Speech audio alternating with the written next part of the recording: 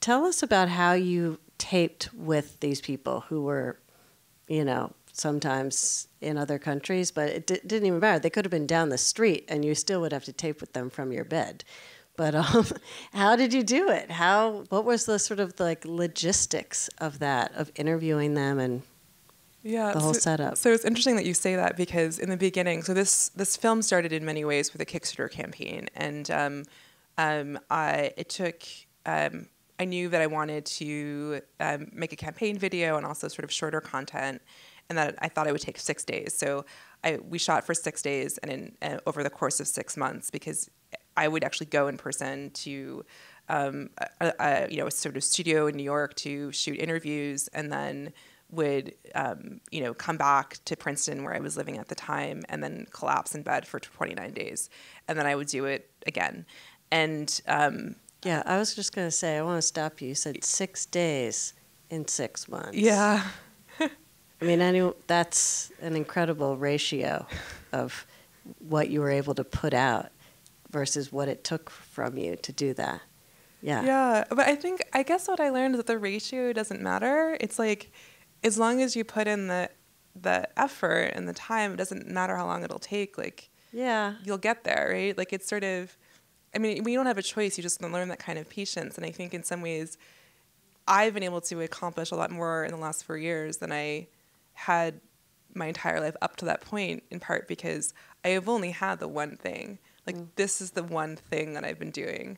It's the only thing I've been doing. It's the only thing I could do. Mm-hmm. And so it's sort of, there is no distraction because there's no space. It's just this thing. And so every single day I've been taking whatever I have, whether it's, 10 hours or an hour or 10 minutes, and just moving forward, trying to move forward. And that's, but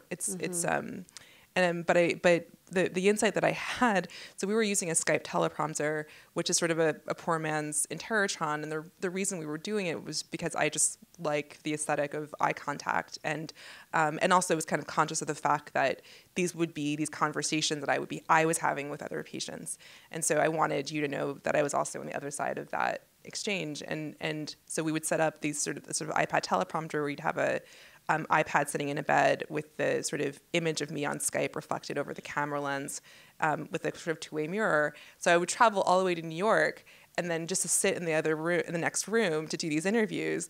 And at a certain point, I thought, this is so silly. Like, I can just be in bed, and I could Skype in to New York, or to Kent in the UK, or to Holstebro in Denmark, and I don't ever have to leave my bed. And so I think that one of the best things to come out of that insane way of shooting was to realize I could do it in a different way. And so I started to hire crews locally in the places where I wanted to shoot, and then also found a device called a Teradek that would allow us to live stream from the main camera on set, so that I can kind of turn my laptop into a very, very, very remote monitor, and then kind of chat with our crews kind of in the field. And so the last one of the last scenes in the film is sort of our DP Christian in Denmark setting up his camera on a car mount, and